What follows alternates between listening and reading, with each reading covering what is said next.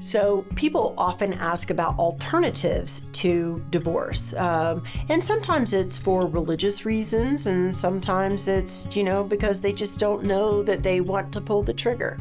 And in Tennessee, you can get a legal separation that gives you all of the trappings of a divorce, except that you're legally still married. This allows people who want to stay, on health benefits and, otherwise remain married, maybe for faith reasons, some safety and security around financial issues. It also allows for a parenting plan to be put in place, which is parental rights and responsibilities. And that oftentimes will work and leave the door open for reconciliation.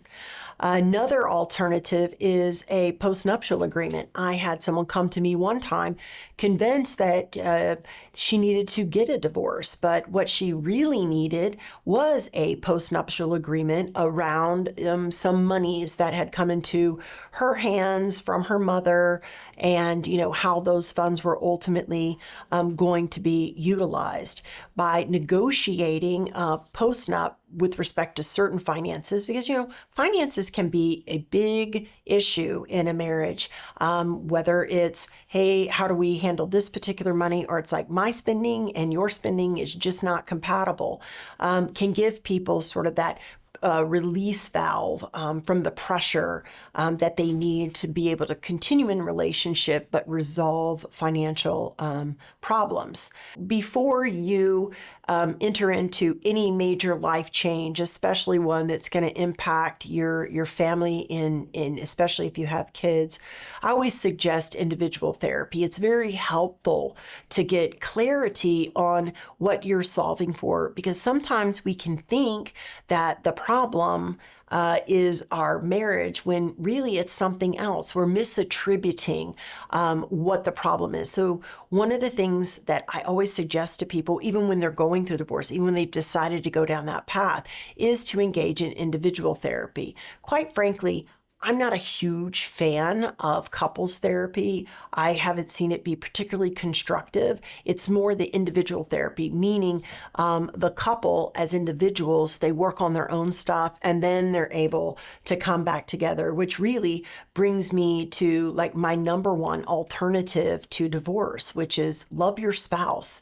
And what I mean by that is we have to kind of put on our own oxygen masks. We need to take care of ourselves so that we don't need from our spouse. We don't have to have them change. We don't have to have them, meet our needs that a lot of times come from childhood in order for us to be okay. And when we're okay in and of ourselves, just one person getting off that merry-go-round can be a total game changer.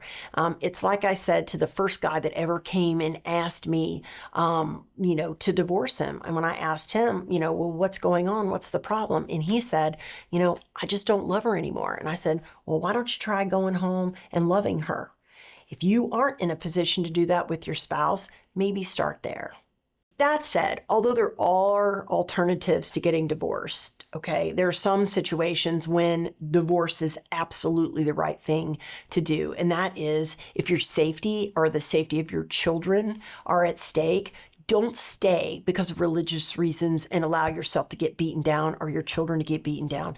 I would even say even for financial reasons, don't stay in harm's way. I know it seems scary. I know it can be tough to figure out a way ahead, but your safety preempts everything. And the first step to getting safe is to step out of the door.